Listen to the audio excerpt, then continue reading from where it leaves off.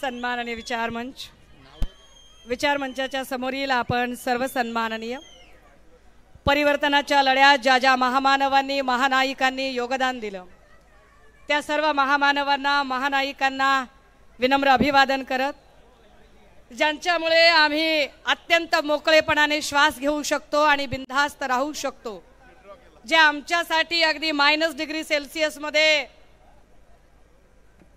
या देशांच्या सीमांवर रक्षणासाठी थांबलेले आहेत, त्या वीर जवानांना, त्यांच्या वीर पत्नींना, वीर मातांना अभिवादन करत, या मंचावर स्थानापन्न असलेले आपल्या सगळ्यांचे आदरणीय सन्माननीय पवार साहेब, मंचावर सगळेच नेते सन्माननीय आणि आदरणीय आहेत, ते मला क्षमा करतील कारण चुकून एखाद्याचं नाव राहायला नको, असे सगळे सन्माननीय काँग्रेस, राष्ट्रवादी काँग्रेस, शिवसेना उद्धव बाळासाहेब ठाकरे, समाजवादी पार्टी, CPI, CPM, आम आदमी पार्टी, वेगवेगळ्या पक्ष संघटनांचे सर्व सन्माननीय पदाधिकारी, महाविकास आघाडीचे पुणे लोकसभेचे अधिकृत उमेदवार रवींद्र भाऊ धंगेकर, बारामती लोकसभेच्या अधिकृत उमेदवार सुप्रियाताई सुळे आणि शिरूर लोकसभेचे उमेदवार अमोलदादा कोल्हे, निवडणुकांचं बिगुल वाजलंय, आरोप प्रत्यारोपांच्या फैरी चालू आहेत, वेगवेगळ्या पद्धतीनं माझीच पाठ कशी मऊ अशा सगळ्या घोरपडी सांगायला सुरुवात करतायत, घोरपडींमध्ये स्पर्धा चालू आहे। मी काहीही मांडण्याच्या आधी 1 मिनिटाचा 1.5 मिनिटाचा किस्सा सांगितला पाहिजे, माझे आजोबा मला ज्या लहानपणी गोष्टी सांगायचे ती गोष्ट सांगितली पाहिजे। गोष्ट अशी आहे की एक कुटुंब होतं, एका कुटुंबामध्ये 2 वाघ होते, वाघाचे 2 बछडे होते, बछडे आपापसात अतिशय प्रेमाने राहायचे, एकत्र खेळायचे, एकत्र खायचे, नाश्ता एकत्र, खाणं एकत्र, चहा एकत्र, पिणं एकत्र, शाळेत जाणं एकत्र, ट्यूशन एकत्र, अभ्यास एकत्र। काही लोक म्हणतील वाघांना असं कुठं असतं का? भाजपचे भक्तुल्य लगेच कमेंटमध्ये लिहितात काय बोलते बघा म्हणून। तर भक्तुल्यांना कळलं पाहिजे की पंचतंत्रात प्राण्यांना सुद्धा हे सगळं करायला सांगितलं जातं। एका कुटुंबातले वाघाचे बछडे एकत्रित खात होते, पीत होते, उठत होते, बसत होते, शिकत होते, खेळत होते। काही दिवस निघून गेले, जसजसे वयात आले, कळते झाले, आपापला भवताल समृद्ध होत गेला, आयुष्यात माणसं येत गेली आणि या 2 बछड्यांमध्ये भांडण झालं, वाद झाला, वितुष्ट झालं। बघता बघता भांडण इतकं टोकाला गेलं की त्याचं वैरामध्ये रूपांतर झालं, दुश्मनी फार मोठी वाढत गेली। आता दोघे एकमेकांचं तोंड बघेनासे गेले। आता आपण समजण्यासाठी म्हणूया की एक अ नावाचा होता, एक ब नावाचा होता। अ नावाचा वाघ रोज सांगायचा सगळ्यांना आपल्या कुटुंबातल्या, बघ बरं का ब ने मला खूप त्रास दिला, बघ बरं का ब ने मला खूप लाथडलं, बघ बरं का ब ने मला नाकारलं बरं का, ब ने मला इथे हुलकारलं बरं का, ब ने मला झिडकारलं बरं का। सतत तो सांगायचा की ब ने मला कसा त्रास दिला, करता करता अ च्या पोरांमध्ये पण नकळतपणे ब बद्दल द्वेष तयार झाला। अ च्या पोरांच्या पण मनामध्ये इतका द्वेष ब बद्दल तयार झाला, एके दिवशी अ हा आपल्या लेकराला शिकार शिकवायला जंगलात घेऊन गेला। चल म्हणाला, शिकार कशी शिकतात ते तुला मी शिकवतो, बाकी काही का असेना पण ब कडून मी शिकार शिकलेलो आहे, मी तुला शिकवतो शिकार कशी करायची असते। आपल्या लेकराला शिकार करायला घेऊन गेला। जसे ही दोघे बाप लेक चाललेले होते तिकडून ब येत होता। ब थोडा थकला होता, ब थोडा वयोवृद्ध झाला होता, ब थोडा जरा आजाराने जर्जर झालेला होता। अ चा पोरगा म्हणाला, बाबा बाबा ब बघा ब। ओ म्हणाला, बघ कसा हिनदिन पडलाय। ब म्हणाला, लगेच अ चा पोरगा अजून खुश, दोघं बापले एकमेकांना टाळ्या देत हसायला लागले। ब तसाच पडून काय झालं, बघता बघता एक मोठं कुत्र्यांचं टोळकं तिथपर्यंत पोहोचलं। अ चा पोरगा खुश, अ चा पोरगा म्हणतोय, बाबा बघा बघा कुत्र्यांची झुंड आलेली आहे, आता मजा आहे बाबा, ब वर सगळे कुत्रे तुटून पडणार। अ बघत होता, अ शहाणा वाघ होता। ब बद्दल त्याच्या मनात तक्रारी होत्या, पण अ शहाणा वाघ होता. जसं ही कुत्र्यांची झुंड तिथे जवळ जवळ जवळ यायला लागली, ब च्या जवळ येऊन पोचली. अ ने आव बघितला नाही, ताव बघितला नाही, एक जोरात झेप घेतली. बघता बघता सगळ्या कुत्र्यांचा खात्मा केला आणि आपल्या मिशांना लागलेलो रक्त तो पुसत ऐटीत येऊन बसला. अ चा पोरगा म्हणाला, बाबा अहो सुंठी वाचून खोकला गेला असता, बला काय तुमच्याला पडली होती, कशाला मध्ये पडलात, काय गरज होती तुम्हाला मध्ये मदतीला जायची. अ शहाणा वाघ होता. Milord please note this word. अ शहाणा वाघ होता. अ ने काय सांगितले, अ ने आपल्या लेकराला सांगितले, कुछ भी हो जाए, कुछ भी हो जाए, झगड़ा दो शेरों के बीच का है, बीच में कुत्तों का फायदा नहीं होना चाहिए. ओ शहाणा वाघ होता. राजे हो, मी वेगळं सांगायची गरज नाही की कुत्ते कहां कहां से टूट पड़ रहे हैं. कुटुंबामध्ये भांडणं लावतात.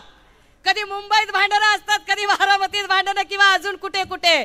मला त्यांच्यावर अजिबात जायचं नाही, कारण मला माहिती आहे की महाराष्ट्राची जनता इतकी शहाणी आहे कि बीच में कुत्तों का फायदा वो नहीं होने देंगी. बिलकुल त्यांना कळेल. राजे हो, या सगळ्या निवडणुकीच्या प्रचाराच्या रणधुमाळीमध्ये सगळ्यात जास्त टार्गेट कोण होत आहेत तर महिला होत आहेत. एकीकडे आम्हाला सांगितलं जाते, देशाचे पंतप्रधान सांगताहेत की ये मोदी का परिवार है. मला प्रश्न पड़तोय कि ये कैसा मोदी का परिवार है. क्या मोदी के परिवार में मणिपुर में जो विवस्त्र स्त्रियां की गई, क्या वो मोदी के परिवार में नहीं आती थी. हाथरस, कटुआ आणि उन्नाव मधल्या ज्या आमच्या बहीण लेकी होत्या, काय त्या मोदीजींच्या परिवारामध्ये येत नव्हत्या. ब्रिजभूषण सिंग वरती ज्यांनी लैंगिक शोषणाचे आरोप केले, देशाच्या ऑलिम्पिक आणि सुवर्ण पदक कमावणाऱ्या आमच्या महिला खेळाडू, काय त्या मोदीजींच्या परिवारामध्ये येत नव्हत्या. वर्ध्याच्या आम्ही प्रचारामध्ये गेलो. वर्ध्याच्या प्रचारात बुलढाणा वर्धा समृद्धी महामार्गावरती 25-26 लोक जे मृत्युमुखी पडले, त्यांचे नातेवाईक आले होते. जेव्हा हे लोक पक्ष फोडून सरकार बनवत होते, शपथविधी घेत होते, त्याच वेळेला 26 लोकांचा एकत्रित सामूहिक अंत्यविधी होत होता. या अंत्यविधीवरून सरकारला प्रचंड ट्रोल केलं गेलं आणि मग सांगितलं महाराष्ट्र सरकारने की मृतकांच्या प्रत्येकी नातेवाईकाला 25 लाख रुपये देऊ. मी आपल्याला सांगितलं पाहिजे, माध्यमांना सांगितलं पाहिजे, यातल्या एकाही नातेवाईकाला 25 लाख सोडा 25,000 सुद्धा दिले गेले नाही. काय ते मेलेले लोक मोदींच्या परिवारात येत नाहीत.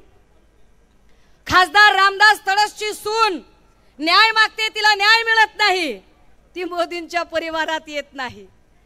आणि इकडे कुठेतरी बोलत राहतं की मोदी का परिवार, मोदी का परिवार.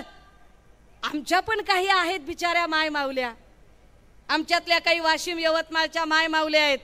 त्यांना सांगते मी, मोदीजींना परिवार कळत नाही, रिश्ते नाते कळत नाहीत. जो हमारी जशोदा काकी को न्याय नहीं दिला सकते, वो भला मुंह बोली राखी बांधी हुई बहना भावना गवली को कैसे न्याय दिलाएंगे भला. पण तरीही ही गोष्ट ज्यांना कळत नाही, अशा काही इकडच्या पण आमच्या माय माऊल्या असतात, ज्या बिचाऱ्या अंगावर जपानहून मागवलेली पारदर्शक महागाडी साडी नेसून, स्वदेशी अंबाड्यात मेड इन अमेरिकेच्या प्लास्टिक फुलांचा गजरा माळून, केसात इंग्लंडचं बक्कल खोचून, टांझानियाची टिकली माथ्यावर लावून, ओठावर नायजेरियाची लिपस्टिक चिकटवून, ब्राझीलच्या उंच उंच चपला पायात घालून आणि इजिप्तून आणलेल्या सोन्याच्या बांगड्या हातात घालून आयत्या पिठावर रेगोट्या मारायला जातात. त्यांना कळत नाहीये अ आणि ब एकत्र झाले तो कुत्तों के साथ साथ तुम्हारा भी हिसाब चुकता होगा. कळलं पाहिजे. दादा हो, ते सांगताहेत की मोदी की गॅरंटी. का ही निवडणूक महत्वाची आहे का? का आम्हाला रवींद्र धंगेकर, अमोल कोल्हे, सुप्रियाताई सुळे यांना निवडून द्यायचंय? क्योंकि वो जब बोलते हैं तो झूठ बोलते हैं, जब भी मुंह खोलते हैं तो बस झूठ और झूठ बोलते हैं. ते म्हणताहेत की मोदी की गॅरंटी. कैसी मोदी की गॅरंटी है? जाहिराती म्हणजे मोदी की गॅरंटी असते का? आणि जाहिरात असते कुणाची? टीव्हीवर एखादं पुस्तक चांगलं वाचलं तर त्या पुस्तकाची जाहिरात नाही होत राजे हो. तुम्ही मोबाईलवर जेव्हा नेटफ्लिक्स बघता किंवा अजून काही बघता आणि स्क्रोल करता, तुम्हाला या तब्येतीला चांगल्या असणाऱ्या तुपाची जाहिरात नाही ऐकायला मिळत. जाहिरात कशाची होते? जाहिरात जंगली रमी पे आओ ना महाराज, जंगली रमीची जाहिरात होते, जाहिरात वाईट गोष्टीची होते। मोदींची ज्या वेळेला जाहिरात करतायत तेव्हा हे सांगतायत कि मोदी की गारंटी, मोदी की गारंटी, जितना बड़ा भ्रष्टाचारी उसको सबसे बड़ी एंट्री, यही मोदी की गारंटी है। मोदी पूछते हैं कि तुमने कितना बड़ा भ्रष्टाचार किया है, क्या किया है तुमने आकर। तो अगर जब कोई कहेगा साहब मैंने खाली विमान नागरी उड्डान में घोटाला किया है, अच्छा ठीक ठीक मैं तुमको कुछ देता हूं पर साथ में और किसी को लेके आओ। इतक्यात एखादा नांदेडवाला सांगतो साहब मैंने आदर्श का घोटाला किया है, अच्छा मैं तुमको राज्यसभा देता हूं। आणि कोणी जेव्हा सांगतो ना साहब मैं अपने मुंह से क्या गिनवाऊं साहब, अपनी तारीफ मैं क्या खुद करवाऊं, आप ही को तो पता है ना साहब कि मैंने तो 70,000 करोड़ का घोटाला किया है। तर ते म्हणतात आजा आजा तुझे तो मैं डीसीएम बना देता हूं। ये मोदी की गारंटी है। जितनी बड़ी भ्रष्टाचार की, जितना बड़ा भ्रष्टाचारी उतनी बड़ी एंट्री, ये मोदी की गॅरंटी आहे। दादा हो, आपण सगळी पुण्यातली माणसं आहोत, का निवडून द्यायचंय त्याचं कारण आहे। आपण सगळी माणसं, मी जास्त वेळ अजिबात विचार मंचाचा घेणार नाही, पण ह्या दोन गोष्टी सांगितल्याच पाहिजे। कारण गेले 8 महिने झालं मी आणि रवींद्र धंगेकरजी आम्ही दोघेही इथल्या ड्रग्ज प्रकरणाच्या विरोधात रात्रंदिवस लढत आहोत। अख्खं पुणे उडता पुणे करून टाकलेला आहे। या ड्रग्ज वर जर कुणी भूमिका मांडली असेल तर ती फक्त आणि फक्त इथे मोहोळने भूमिका मांडली नाही आणि ते कुठल्याही भाजपच्या भरभुंजाने भूमिका मांडली नाही। भाजपचे समान भरभुंजे जेव्हा घरात बसले होते तेव्हा मी आणि रवी भाऊ लढत होतो। म्हणून जर इथल्या तरुणाईला व्यसनापासून दूर करण्यासाठी जर आम्हाला प्रयत्न करायचे असतील तर धंगेकरांची उमेदवारी आमच्यासाठी गरजेची आहे। ज्या लोकांनी त्या महापुरुषांचा अवमान केला, प्रसाद लाड असतील, दरेकर असतील, चंद्रकांत पाटील असतील, भगतसिंग कोश्यारी असतील, ज्या आये दिन इथे छत्रपती शिवाजी महाराजांचा, राजर्षी शाहू महाराजांचा, क्रांतिबा ज्योतिबा फुल्यांचा आणि विश्वरत्न बाबासाहेबांचा अवमान करतात, अशा लोकांना जर त्यांची जागा दाखवायची असेल तर अमोल कोल्हे हे नाव संसदेत असलंच पाहिजे। आणि होय, सुप्रियाताईंच्या बद्दल मला फार काही बोलायचं नाहीये। मला सातत्याने असं वाटतं की मनुवादी अजेंड्यामध्ये ठरवून बाई विरुद्ध बाई असा संघर्ष दाखवला जातो, त्यामुळे इथेही बाई विरुद्ध बाई असा संघर्ष। पण बाई विरुद्ध बाई न बघता आपण जरा त्याला आयडियोलॉजिकल बघूया का, थोडं वैचारिक बघूया का। तुम्हाला कदाचित आज मी इथे दिसत असेल, पण 3, 4, 5 वर्षापूर्वी जेव्हा मी कुणीही नव्हते तेव्हाचा मी एक प्रसंग सांगितला पाहिजे।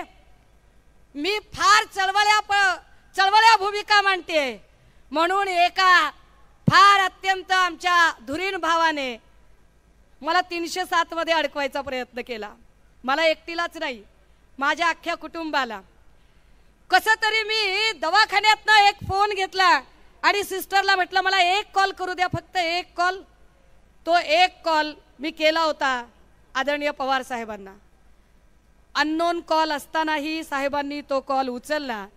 त्यानंतर शिंपी साहेबांचा फोन आला, जवळचं एअरपोर्ट कोणतं आहे सर? संभाजीनगर। किती वाजताची फ्लाइट शक्य होते बसणं?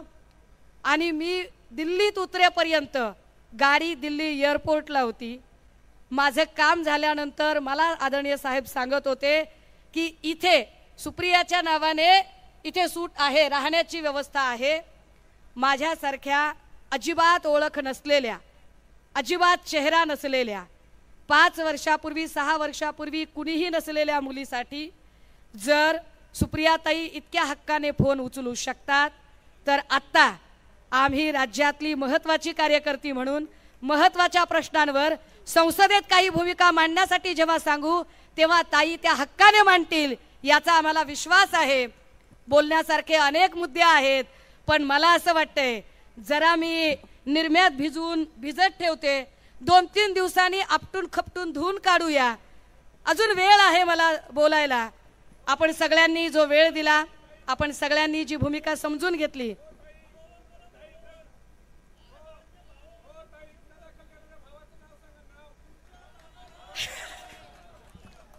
नाही गुन्हा दाखल करणारा जो भाऊ आहे त्याच भावाने पहाटेच्या शपथविधीतही महत्वाची भूमिका अदा केलेली होती। आणि महबूब भैया सब काय म्हणतात त्याला, सबका बदला लेगा, भाई का, बहन का, माँ का, सबका बदला लिया जाएगा। त्यामुळे त्या सगळ्या लोकांचा हिशोब चुकता केला जाईल। राजे हो, लाडक्या भावाबद्दल बोलावं असं अनेक जण सांगतायत, पण आता मला असं वाटतं की मी काही डाव राखून ठेवावेत, सगळेच डाव एकदाच अजिबात ओपन करू नयेत। मी जी भूमिका मांडली, ही भूमिका मांडताना कुणाच्याही भावना दुखावण्याचा मला अजिबात माझा हेतू नाही।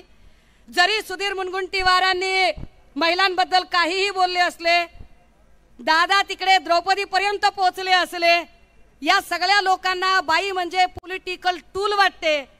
आम्ही पॉलिटिकल टूल नाही आहोत तुमच्या प्रचाराचं, तुमच्या द्वेषाचं, हे कृपया समजून घ्या। आम्ही अजून वेगळ्या वेळेला आपल्याला समजावून सांगू, पण तुर्तास कुणाच्याही भावना दुखावण्याचा हेतू नव्हता। पण चुकून माकून जर कुणाला काही वाईट वाटलं असेल, भावना दुखावल्या घेतल्या असतील, तर अशा सगळ्या नेत्यांची, त्यांच्या कार्यकर्त्यांची खबऱ्यांची गरजच नाही। इथे एवढे सगळे चॅनलचे कॅमेरे आहेत, या सगळ्यांची यापैकी यक्काचीही माफी अजिबात मागणार नाही। थांबते, रजा घेते आणि हो राहून जाईल। विश्वजित भैया, अहो एवढा रागराग करत जाऊ नका हो आमच्यावर। शिवसेनेची माणसं खूप प्रेमळ आहेत, अहो खूप जीवाला जीव देणारी माणसं होत आम्ही। अहो तुम्ही नसताना भंडारा, गोंदिया, वर्धा, चंद्रपूर, रामटेक, नागपूर सगळीकडे आम्ही प्रचार करतोय। विश्वजित भैया चला जरा या वेळेला फक्त मोदीला हरवायचंय म्हणून एकत्र येऊया, ताकदीने उभे राहूया। आपकी बार भाजपा तडीपार, आपकी बार, आपकी बार, आपकी बार। Thank you so much.